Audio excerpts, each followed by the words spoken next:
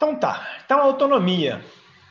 O que é que nós temos que pensar? Aqui já de cara, a Maria Quitéria, não sei se vocês conhecem, uma das mulheres heroínas da independência. Figura pouco conhecida, né, normalmente, mas é uma das pessoas que lutaram pela independência do Brasil, se infiltrando, né, dentro do exército, por vezes fantasiando de homem, enfim. Depois a gente pode falar mais dela, mas vamos lá. Autonomia, então. Ó. Quando a gente fala de autonomia, eu acho que a gente pode pensar esse problema inicialmente, né? Depois nós vamos ver como é que ele está hoje, o que a gente poderia pensar desse problema hoje. Mas na origem, lá, século XVIII, virado ao século XIX, a gente tem duas dimensões, pelo menos, né? Mas duas dimensões em que o problema da autonomia vai ser trabalhado. Um deles é nos movimentos, conjurações, revoltas, como a gente quiser chamar. Esse é um espaço em que vai ocorrer uma espécie de luta por autonomia, busca de autonomia, né? E o segundo espaço é a política oficial, onde a coisa efetivamente vai se dar, onde vão ser feitos tratados e toda a questão política mesmo oficial que vai levar a gente a se tornar um país independente. Esses dois aspectos, né, eles não estão separados, estão relacionados, né? As conjurações e revoltas pressionam a política oficial, então, e vice-versa, as conjurações reagem à política oficial, então está tudo em alguma medida conectado, mas vamos tentar pensar nessas duas dimensões como coisas um pouco separadas, que eu acho que pode ser mais didático. Só antes de entrar especificamente nas conjurações, então, vamos pensar o que são as influências externas aqui, ó. E aí, pensar que durante o século XVIII, especialmente lá caminhando para o final do século XVIII, tem uma série de coisas acontecendo no mundo que vão ter ressonância no Brasil, especialmente pensando nas conjurações, né? Então, primeiro de tudo, o iluminismo, um conjunto de ideias, para quem lembra aí, para quem não lembra, né? Um conjunto de ideias, né, filosóficas e científicas que vai dar, né, vai fazer um apelo, né, digamos assim, à razão, à liberdade. Então, isso é uma luz, assim, uma inspiração que guia não só as conjurações no Brasil, algumas delas pelo menos, mas revoltas, revoluções no mundo todo. Então, o iluminismo é um processo, um fenômeno importante que serve de base, que estimula revoluções mundo afora. Daí, destaquei três grandes revoluções que são muito importantes, né? A Revolução Americana, ou Independência dos Estados Unidos, né? Mesma coisa, né? Mas os nomes dizem coisas diferentes, mas Revolução é justamente porque, como foi a primeira nação que era colônia a se tornar independente, isso tem um sentido revolucionário, né? Então, primeiro vem o iluminismo, depois vem as revoluções, e as revoluções, em muitos casos, confirmam, né, aquilo que as ideias vinham trazendo, a ideia de liberdade. Agora, na América, vai ser sinônimo de ficar livre da Inglaterra, lá, né, nos Estados Unidos. Na França, nós vamos ter a Revolução Francesa, seguida do período napoleônico, em que essas ideias vão inspirar a derrubada dos reis, né, do antigo regime, do absolutismo. E, pouco depois, no Haiti, nós vamos ter essas mesmas ideias, em alguma medida, inspirando revolucionários a não só ficarem independentes, como ficaram os Estados Unidos, mas também a abolirem a escravidão. Então, são grandes feitos e grandes ideias, né, que estão aqui juntos, estão em diálogo. Então, por que não quer ir? Peraí. Então, a gente pode pensar que são essas coisas todas somadas. Primeiro, então, o fortalecimento de um ideal de autonomia, né, de liberdade. Depois, as experiências concretas, isso acontecendo em vários lugares no mundo, né? E, por fim, as mudanças que ocorreram na Europa, como a deposição dos reis, né, o período napoleônico. Esse conjunto de elementos ajuda a gente a entender como é que essas ideias começam a chegar no Brasil. Né? Então, não é do nada que no Brasil vai começar a se falar de liberdade e tal. Para além das contingências, das características específicas do Brasil, é legal ter a noção de que existia um movimento amplo, mundo todo aí, de liberdade, né, de defesa desses valores, dessas ideias. Beleza. Aí, a gente chega, então, em quais são essas revoltas no Brasil, né? Eu separei aqui algumas que são, digamos que as primeiras e mais importantes. Na verdade, não vou falar de todas, né? Eu coloquei Guerra dos Mascates aqui com interrogação. Depois, nas indicações bibliográficas, eu vou deixar lá para vocês. Existe uma leitura de um dos maiores historiadores do Brasil até, que é o Evaldo Cabral. Ele fala que a Guerra dos Mascates já trazia uma ideia de liberdade no sentido de uma emancipação. Então, existe aqui alguns poucos autores, né, um pouco essa ideia, que advogam lá a Guerra dos Mascates como um episódio, que aí seria já no início do século XVIII, lá em Pernambuco, Recife contra Olinda. E essas pessoas, elas se revoltaram, né? E essa revolta, ela fica um pouco em disputa ainda. Via de regra, a gente não entende essa revolta como uma revolta emancipacionista, tá? Eu estou colocando ela aqui só para vocês saberem que existem pessoas que colocam, mas o nosso marco principal de revolta emancipacionista, o que significa, né? De revolta que está pensando na separação de Portugal, na libertação, né? Porque revolta tem aos montes, mas o início de uma mentalidade que começa a pregar a independência de Portugal, o fim da colonização, começa em Minas. Então, é pioneiro em Minas ali, com essa discussão sobre a Guerra dos Mascates, mas que eu acho que deve interessar poucas pessoas. De forma geral, a gente vai pensar assim: Conjuração Mineira, depois a Carioca, depois a Baiana, e depois a Revolução Pernambucana, de pouco tempo antes já da independência mesmo. Dessas, acaba que a Conjuração Mineira tem um peso maior, né? Já botei ali a representação do Tiradentes para já ir chamando a atenção. Toda uma discussão sobre Tiradentes também, que não vamos conseguir fazer, mas essa imagem, né, essa representação que está nessa imagem do Tiradentes, ela é uma construção do século seguinte, 100 anos depois, né? Quando o Brasil se torna uma república, se faz um resgate de Tiradentes com uma representação que é tirada aí dos registros bíblicos quase, né? Assim, uma representação feita muito em cima da imagem de Cristo.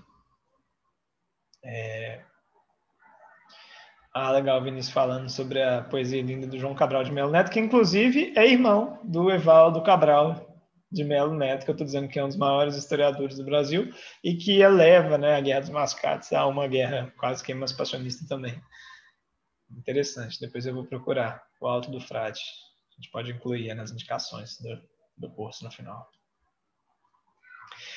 Legal, então, a Conjuração Mineira é o nosso objeto principal aqui, assim, né, mas vamos lá, quer ver? Então, o que de novo lá, Starling e Schwartz, o que elas estão trazendo? Que a Conjuração Mineira foi o mais relevante movimento anticolonial da América Portuguesa, que essa conjuração antecedeu a Revolução Francesa, isso é muito legal. É o mesmo ano, né? 1789 é o ano que eclode a Revolução lá e eclode a conjuração aqui. Então, é interessante pensar isso. E ela é mais importante, assim, digamos, por quê? Porque ela abre esse caminho mesmo, é um pouco esse sentido, né? Não só porque ela está no centro econômico ali muito importante, que era Minas nesse momento, mas também porque ela inaugura, né, esses ideais de insubmissão, né, de emancipação mesmo. Então, mas ela não está sozinha, é o que o texto está dizendo aí, é fruto de uma série de outros movimentos também que surgem tanto antes, mas com esse ar de insubmissão, de emancipação, principalmente depois da Conjuração Mineira, vem vários, né? Qual que era a ideia dos conjurados em Minas? Basicamente, construir uma sociedade, e aí é importante a gente pensar, né? Embora a gente fale de emancipacionista, não é Brasil, ok? Assim, a gente está falando que eles querem se emancipar, mas eles não têm um projeto de Brasil como unidade territorial, é um projeto de Minas. É a bandeira de Minas, que inclusive é a nossa bandeira hoje. É aquilo ali que é o projeto deles. E, inclusive, eles tinham uma forte sensação de que o problema de Minas era que era roubada o ouro e a riqueza era levada para fora, que se Minas fosse uma coisa autêntica, era uma potência. Né? Então, eles vão aos Estados Unidos, os poetas, né? Hoje são nome de rua, né? Em Belo Horizonte, em vários locais de Minas, praças, ruas, mas enfim. Eles vão por vários lugares buscar apoio, buscar uma certa forma de consolidar o projeto de emancipação de Minas. Era essa a ideia aqui. E faz sentido, tudo aquilo que a gente estava dizendo, né? Aos poucos foi se criando uma ideia de Brasil, mas ela ainda é frágil, não é uma ideia forte, né? Isso tem que ser construído aos poucos, que é inclusive a ideia da nossa próxima aula, né? De amanhã a gente começa falando sobre a ideia de unidade. Como é que se constrói uma ideia de unidade de Brasil, porque não é simples, né? Assim, até hoje é um certo desafio.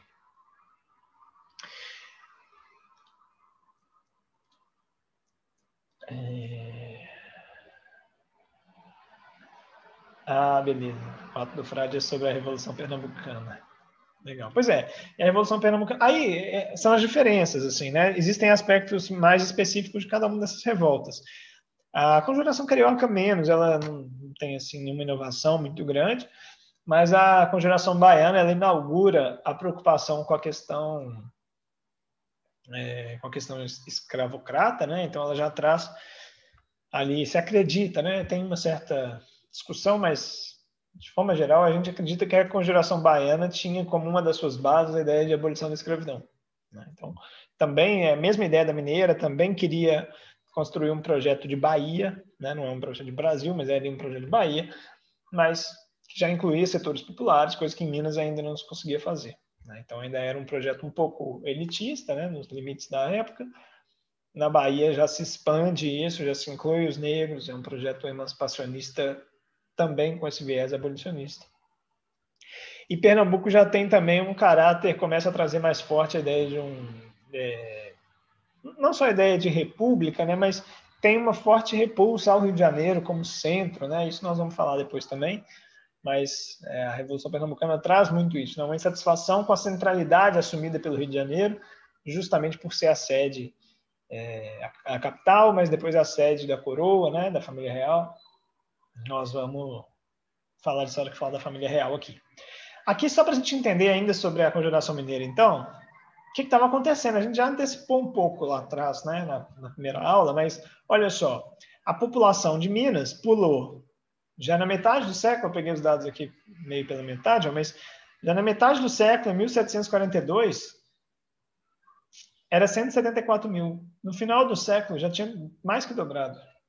A gente viu lá o tanto que cresceu a população da colônia como um todo nesse período. E olha o que acontece com a produção de ouro. Em 1705, 1,5 tonelada de ouro.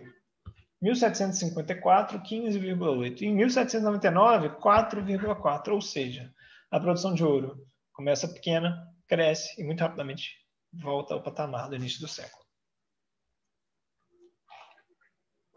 Isso aqui mostra para a gente que os limites mesmo, né? Assim, a mineração ela chegou no seu limite e o problema era justamente que a coroa não entendia isso, né? Não entendia que era, digamos que o fim do ouro de fácil extração, né? Possível ali para aquelas condições. A coroa vai pressionando e isso é um dos motivos da Conjuração Mineira, né? O fato deles perceberem muito fortemente a pressão da coroa, a ameaça, né, de cobrar a derrama, um imposto extremamente agressivo. Então, tudo isso vai gerando nos mineiros esse sentimento, né, de emancipação, enfim, essa mobilização para conquistarem a liberdade. Aqui, olha lá, é legal a gente ver, porque esse aqui não mostra só Minas, não. Esse aqui mostra também os outros estados que aos poucos foram sendo descobertos também jazidas, né? Mato Grosso e Goiás.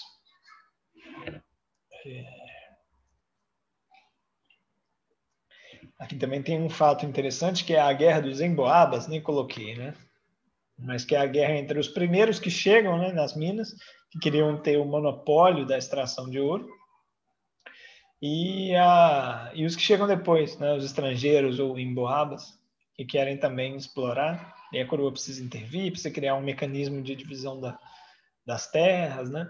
Isso gera uma série de conflitos e parte dos bandeirantes que tinham chegado aqui inicialmente migram para o interior do Brasil e vão novamente encontrar ouro no Mato Grosso, em Goiás, né? E aí a gente vai vendo isso aqui, embora de fato sejam as minas que têm maior quantidade de ouro aqui nesse período. Mas é claro, é o século do ouro, né? Assim, você vê que o final do século já não tem mais aquela relevância toda. Aqui a população, né, eu falei que ela cresceu, aqui tem a composição dela, é bem legal de ver também como que mais ou menos metade da população de escravos, né, os escravos, em sua maioria negros mesmo, alguns poucos pardos, é a população livre, em sua maioria aqui, brancos e pardos. Né, poucos negros livres ainda nesse momento aqui, embora seja aqui um momento em que há, eu tinha falado já, uma relativa, né, mobilidade social, a mineração permite um pouco essa aquisição de alforrias, mas é bem limitado também. Isso aqui é bem interessante. Talvez vocês, alguns aí estejam estranhando, né, o termo conjuração, porque a gente, durante muito tempo, aprendeu, ainda se aprende, né, como Inconfidência Mineira. E aí é legal esse trecho aqui, deixa eu pegar ele, olha. Conjuração Mineira se transformou em movimento antimonárquico e de luta pela nacionalidade, passando a ser chamado definitivamente de Inconfidência Mineira, quem sabe para eliminar de uma vez por todas do imaginário da sociedade a ideia de conjuração, sempre perigosa por sua disposição de depor o governante e tentar chegar ao poder pelo caminho encurtado da ação violenta. Afinal, dizia Maquiavel, só se conjura para retomar a liberdade perdida de uma república. E isso representa uma ameaça insuportável e sempre presente ao território do poder. Eu repeti a Starling, mas esse é outro livro dela, que é O Ser Republicano no Brasil Colônia. A gente vai entrevistar aí a fonte. Mas, basicamente, por que isso aqui? Né? Só para explicar um pouco melhor. Conjuração significa isso que ela está dizendo aqui. Né? Você se rebelar porque você teve a sua liberdade perdida. Então, é se rebelar por liberdade. É mais ou menos o que significaria o termo, se a gente fosse pensar assim, até um pouco etimologicamente, né? Isso seria conjurar, né? Os conjurados são aqueles que estão se rebelando pela sua liberdade perdida, digamos assim. Já em confidência, é um crime. Né? É um crime daqueles que não são fiéis ao rei, né? Não são leais ao rei. Então, é curioso que a gente acostumou a chamar esse movimento pelo nome que é, na verdade, o nome dado pela coroa, né? Aqueles inconfidentes, aqueles não leais, aqueles rebeldes lá. Então, esse resgate, né, dos nomes, do nome conjuração, ele tem um pouco esse sentido. Mas beleza. Então, vocês vão, se eu falar em Confidência Mineira, vai ser sempre por acaso, tá? Minha ideia é sempre falar conjuração. Vinícius falou do poema lá da Revolução Pernambucana, né? Esse aqui é um versinho já da Revolução do Equador, que é depois, Confederação do Equador, que é no inicinho, logo após a independência, mas é interessante lá, que também os poemas, né? Eu podia ter pegado vários aqui da Inconfidência, tá vendo? Da Conjuração Mineira, mas porque sempre foram modos, né, de expressar, assim, modos muito importantes, e vários momentos históricos eles foram interpretados, teatralizados, e aqui é um poema desses, de um dos líderes lá da Confederação do Equador, que invocava lá, né, um líder haitiano, né, e dizendo que o povo tinha que imitar esse líder haitiano, mostrando claramente, né, essas conexões, essas inspirações. É isso que os historiadores, inclusive, investigam, né? São esses vestígios, essas coisas que mostram para a gente como que uma ideia ou um fato chegou até a colônia, por exemplo. Né? Você vai percebendo isso através desses registros. Legal. Então, ok. Então, está acontecendo no final do século XIX, final do século XVIII, início do século XIX, uma série de conjurações aí, a mineira, a baiana, a carioca, a pernambucana lá da Revolução Pernambuco, fora outras de menor expressão, assim, que estão contestando a lógica colonial, que estão lutando por liberdade, mesmo, como eu disse, que não seja de Brasil, né? Essa ideia não é uma ideia forte, mas estão lutando por liberdade e isso importa. Aí, vamos para a política oficial. O que está acontecendo com a política oficial? Né? Os reis, como é que eles estão vendo tudo isso aqui? Basicamente, então, o que está acontecendo lá fora, assim, para a gente também pegar essas influências? Olha, primeiro, Napoleão, já falamos, dominando a boa parte da Europa e fazendo bloqueio continental, impedindo a Europa inteira de comercializar com a Inglaterra. Portugal, eterno aliado da Inglaterra, mas, ao mesmo tempo, sem frota, sem armamento suficiente para enfrentar Napoleão. que faz? Foge para o Brasil. Né? Transferência da família real é a saída, escoltado pela marinha inglesa. Eles abandonam Portugal, o território, e vêm para o Brasil, a partir de onde eles vão se manter no poder, fazer comércio com a Inglaterra e garantir a sua permanência. Né? Não vão ser depostos por Napoleão. Então, esse é um grande contexto, super importante para o Brasil, mas como é algo muito comum, assim, né, todo mundo costuma ter isso na imagem, nem estou entrando tanto, assim, explicando tanto, só relembrando. Depois tem o Congresso de Viena, que acontece na Europa, logo depois que Napoleão é deposto. E o Congresso de Viena é para reestruturar o mapa da Europa. Então, ele vai reestruturar toda a Europa, e aí tem uma série de coisas desse congresso que não vai interessar para a gente, mas é interessante pensar que a família real vai estar no Brasil ainda. Napoleão dominou a Europa toda, mas depois foi derrotado e a família real está no Brasil. E aí o que eles vão fazer para poder participar desse congresso de Viena? Eles vão transformar o Brasil num Reino Unido de Portugal. Né? Vai ter isso aqui na frente, mas é justamente para poder participar desse congresso, né? De decidir sobre os rumos da Europa, a reorganização da Europa, e isso é um fato que tem reflexos imediatos no Brasil. O Brasil passa a ser formalmente a sede do Reino de Portugal. Vou chegar nisso aqui com calma. E depois, Revolução do Porto, que é uma revolução que acontece em Portugal, no Porto, em que eles exigem o retorno do rei. O rei, então, que fugiu para o Brasil, permaneceu aqui durante alguns anos, vai ser cobrado lá em Portugal, depois de uma revolução que está acontecendo, para que ele volte e jure lealdade à Constituição e tudo mais. Então, é um conjunto de elementos externos que interferem diretamente também em tudo que está acontecendo no Brasil. A gente não está isolado desse mundo, nunca estivemos, na verdade. Já nascemos assim. Então, coloquei aqui um trechinho do Boris Fausto, que é um outro livro bem legal, assim, é até mais sintético do que o da Heloísa e da Lilia Schwartz, que eu tinha mostrado antes. Esse aqui também é um coscão, não sei se dá para ver, talvez dê. Mas é um bom livro, assim, para dar episódios específicos, assim, tem poucas páginas para cada acontecimento, é bem sintético. Mas ele fala lá, né, olha, que a vinda da família real deslocou definitivamente o eixo da vida administrativa da colônia para o Rio de Janeiro, mudando também a fisionomia da cidade. Então, muito importante isso. Ó.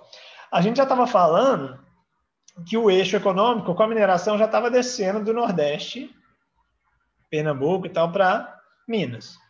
Agora, aliás, no meio desse processo, a capital também já tinha virado o Rio, já era um fato relevante. Agora, a corte portuguesa está vindo para o Rio de Janeiro.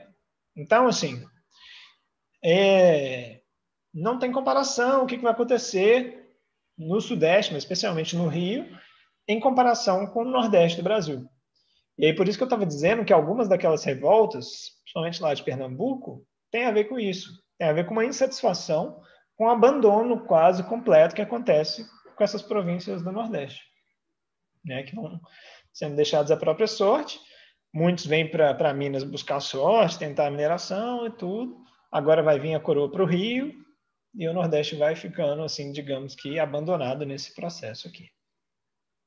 Mas aí, então, foco no Rio. Olha. O Rio vai receber uma corte, não é pouca coisa. E aí, essa chegada da família real, ela tem uma série de consequências, né? Então, abrem os portos,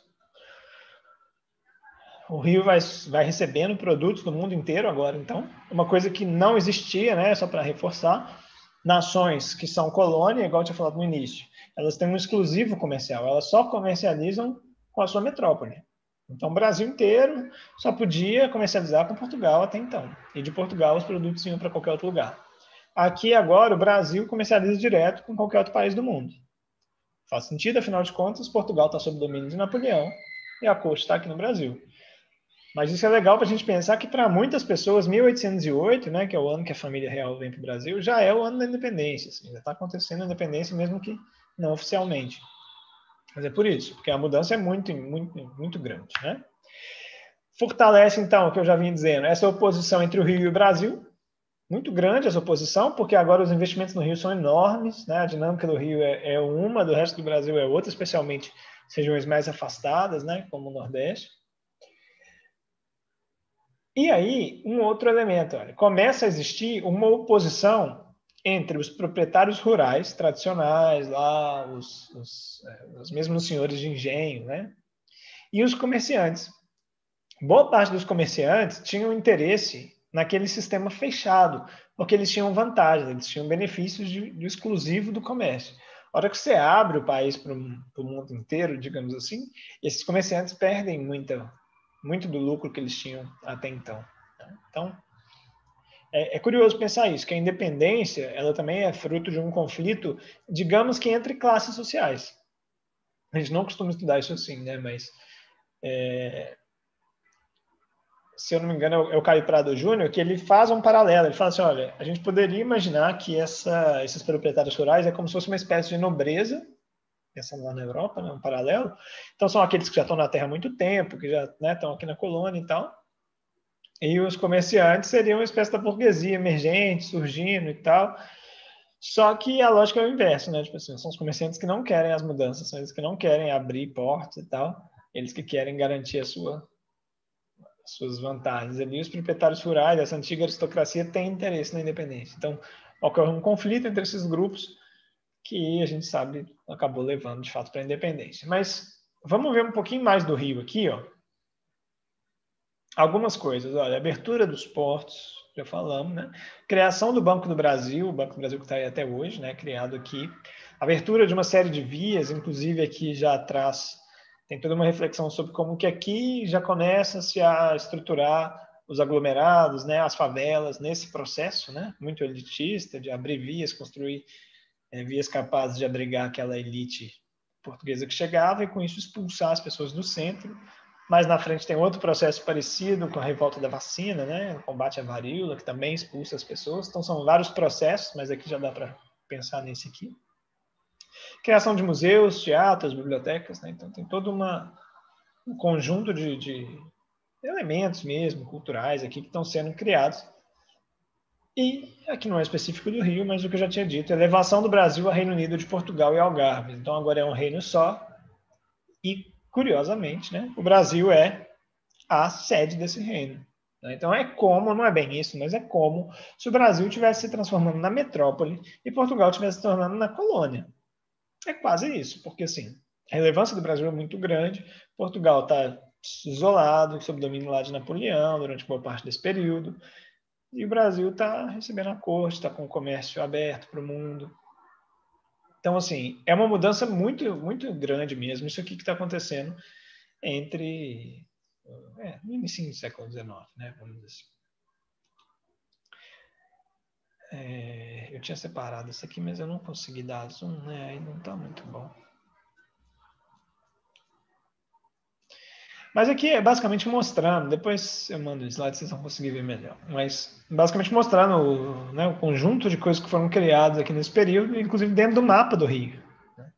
Eu acho que é uma coisa que pode despertar curiosidade aí, quem gosta mais dessa interseção com a geografia aí, ver essas construções no mapa, assim, né? Mas vou passar porque não está muito claro mesmo. Mas aqui só uma coisa legal é ver o aumento da população também, né? Que a gente já estava comentando. A população no Rio era de 40 mil, quando chega à corte, ela está em 60 mil. A corte são cerca de 10, 15 mil pessoas. E quando a corte vai embora, já são 150 mil. Né? Então, assim, mostrando essa centralidade do Rio de Janeiro mesmo. A cidade que cresceu muito. Isso aqui eu acho mais interessante ainda, olha só. Fica só no visual, deve estar ruim de ler para vocês aí, mas a primeira seta, né, é de 1808 e ela mostra o volume de exportações, valor bruto das exportações feitas para Portugal.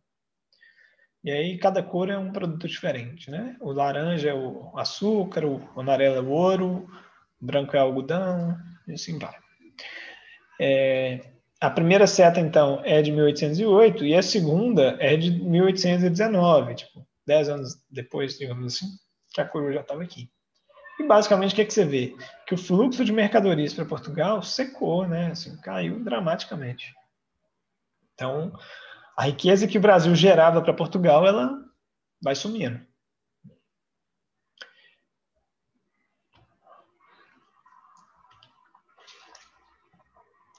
E aí é legal a gente ver também algumas diferenças, olha só. Então, a gente viu que a população do Brasil já vinha crescendo muito. Em 1808 era de 3,6 milhões. Quando chega em 1820 era quase 5 milhões. E a de Portugal era menor do que a do Brasil e crescia muito devagar.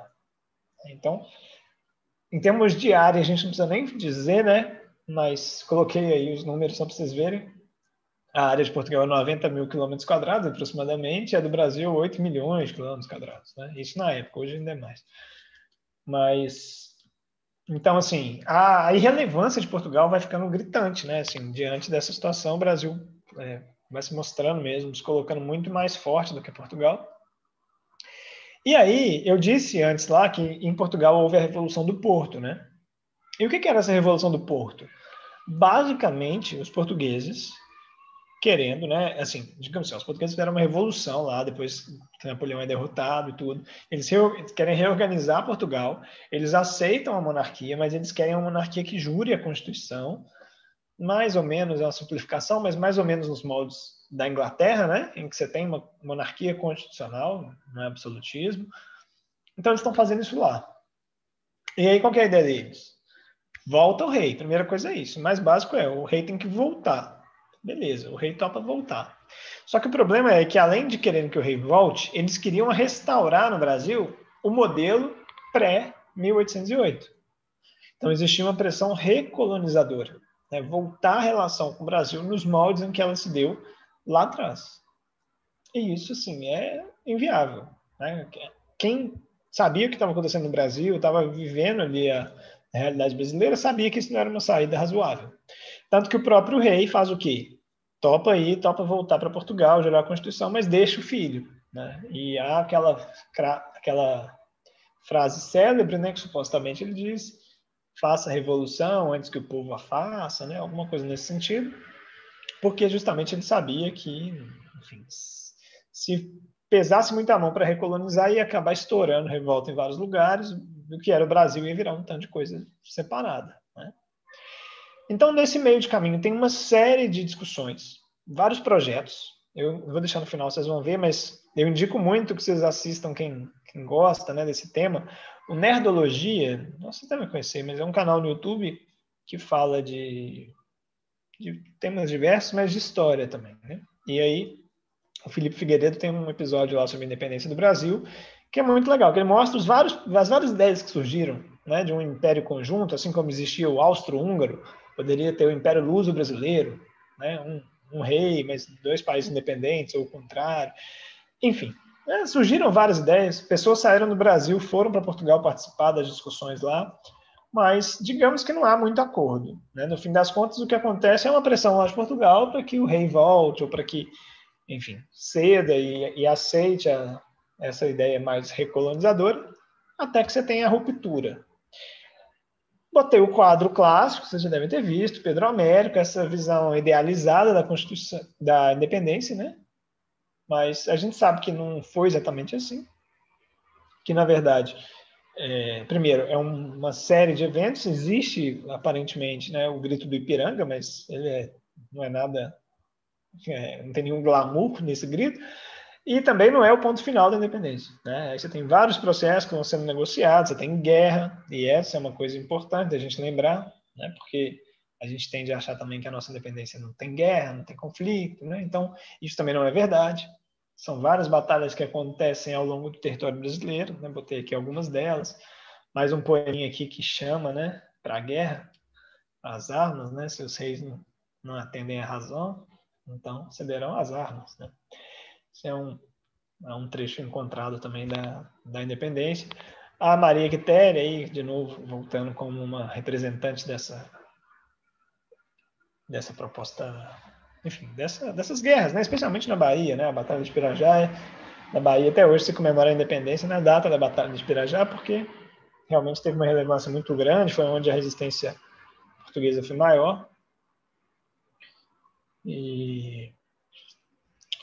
Então, assim, é legal pensar a independência como um processo, porque são vários momentos, né? Igual eu disse, há quem diga que lá em 1808 já poderia ser pensado como a independência, porque está abrindo os portos, está rompendo com o pacto colonial, mas a consolidação disso vai ser aqui em 22, nos anos seguintes, mas também não é um evento, não é um grito do Ipiranga que marca o fim de tudo, né? Na verdade, durante muito tempo, se comemorou a independência do Brasil num 12 de outubro, que, se eu não me engano, era a data de coroação do Dom Pedro I.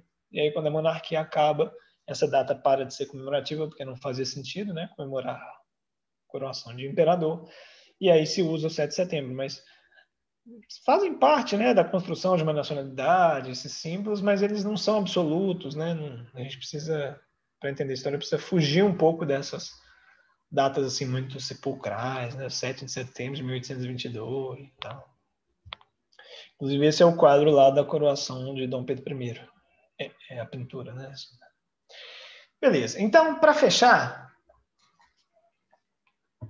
em tese, não importa muito a data exata, né? Se a gente vai ficar no 7 de setembro de 22 ou se nós vamos pensar que outras datas foram mais importantes, isso não interessa menos. Mas é legal a gente pensar que, tudo bem, naquele momento, a gente conquistou a autonomia política formal, poucos anos depois Portugal reconhece, Estados Unidos e tal, e o Brasil vai pouco a pouco caminhando para ser um país com autonomia política no mundo, reconhecido por todos os outros países do mundo. Isso é muito importante, né? Mas a gente agora, eu queria botar nesse finalzinho para a gente pensar o seguinte: o que vira então esse problema da autonomia? Né? Ele some então? Né? Acabou o problema da autonomia?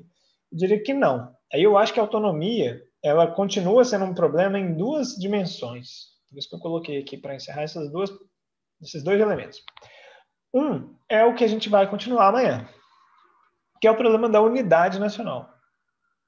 Então, num primeiro momento aqui, a discussão, seja na política oficial ou dos conjurados, era liberdade, né? Era ficar livre da colonização. E isso foi conseguido ali, vamos colocar, em 22.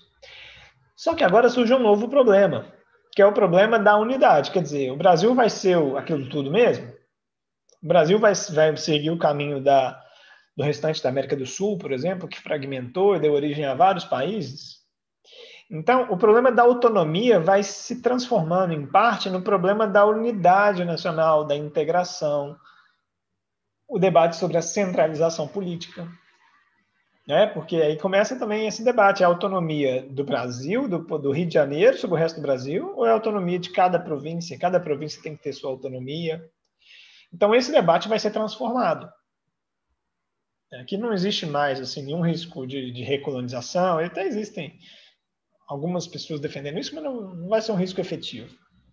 Mas o que vai acontecer é isso. Esse debate ele vai mudar. E aí você vai começar a ter uma discussão sobre unidade, integração, outros temas relacionados aqui, mas um pouco diferentes. E outro debate, eu acho que é muito interessante, nós vamos voltar nele lá na frente no curso, é o problema da dependência. E aí é o seguinte: autonomia política. Beleza. Então tá, agora nós somos um país autônomo politicamente. A gente toma as nossas decisões, supostamente, de forma soberana. Mas e do ponto de vista econômico? Do ponto de vista econômico, o Brasil já nasce com dívida, especialmente com a Inglaterra, que é quem empresta para o Brasil acertar o tratado final com Portugal. Então, o Brasil já nasce numa situação de dependência econômica muito grande. O século XIX vai ser marcado pela industrialização, segundo a Revolução Industrial, na maior parte dos países industrializados. O Brasil não se industrializa. Então, a gente começa a ver, mas esse problema ele surge mais no século XX. No século XX, as pessoas começam a discutir teoricamente sobre isso, que existe uma dependência econômica e que isso é um grande problema do Brasil, que não se resolveu com a independência e não se resolveu até hoje. Então, quem tiver curiosidade, depois eu vou tentar compilar lá na bibliografia, tem alguns autores que se transformaram, né, ficaram conhecidos como teóricos da dependência. E aí, o que esses teóricos da dependência estão fazendo? Estão justamente discutindo essa questão, né, do que significa ser um país dependente economicamente, dos problemas que isso traz, e, em vários casos, né, tentando achar caminhos para romper com a dependência. Esse seria o grande desafio, né, o grande problema do Brasil. O problema da autonomia do ponto de vista político passa a ser o problema da dependência do ponto de vista econômico. E esse problema a gente está longe de desenvolver mesmo, assim, né? Somos uma nação dependente economicamente, embora o sentido disso varie, né? Tem pessoas que acham que essa dependência não é algo tão relevante, tem outras que acham que é isso, que é o grande nó, né? O grande problema que nos impede de ser uma nação mais justa, por exemplo, mais próspera, é essa dependência econômica. Nós vamos tangenciar esse tema também, vamos falar sobre esse tema na aula sobre desenvolvimento. Porque a discussão de desenvolvimento, ela toca muito na questão da dependência. Inclusive, tem um livro clássico, Fernando Henrique Cardoso, que é Dependência e Desenvolvimento na América Latina. Então, a gente deve aproveitar para falar um pouquinho desse assunto. Foi tema da minha dissertação de mestrado. Essa segunda parte, acho que eu corri menos, hein? Acho que melhorei. Me contem aí o que vocês acharam. Fechamos aqui. Eu deixei só já algumas indicações assim, prévias. Na verdade, eu já falei todas aqui, mas são fontes mais gerais que apareceram para as duas aulas, né? O Brasil, uma biografia, da Lilia Schwartz e da Eloise Starling. Formação do Brasil Contemporâneo, do Caio Prado Júnior. História do Brasil, do Boris Fausto. E o Ser Republicano no Brasil, Colônia. O Ser Republicano é bem sobre as conjurações, sobre essas... menciona alguns outros eventos, né? Palmares, outros eventos antes dessas revoltas emancipacionistas. E eu deixei ali, igual falei, o Nerdologia sobre a Independência do Brasil. No meu canal do YouTube tem muito vídeos, tem uma playlist, né, sobre revoltas, então eu falo de, não são todas, óbvio, né, mas de várias revoltas até a independência, inclusive falo da independência lá também. Então, mas enfim, vocês já estão me ouvindo demais, então não vou me auto-indicar, não, estou indicando Nerdologia, que tem uma equipe monstra lá também para produzir conteúdo. É isso, povo.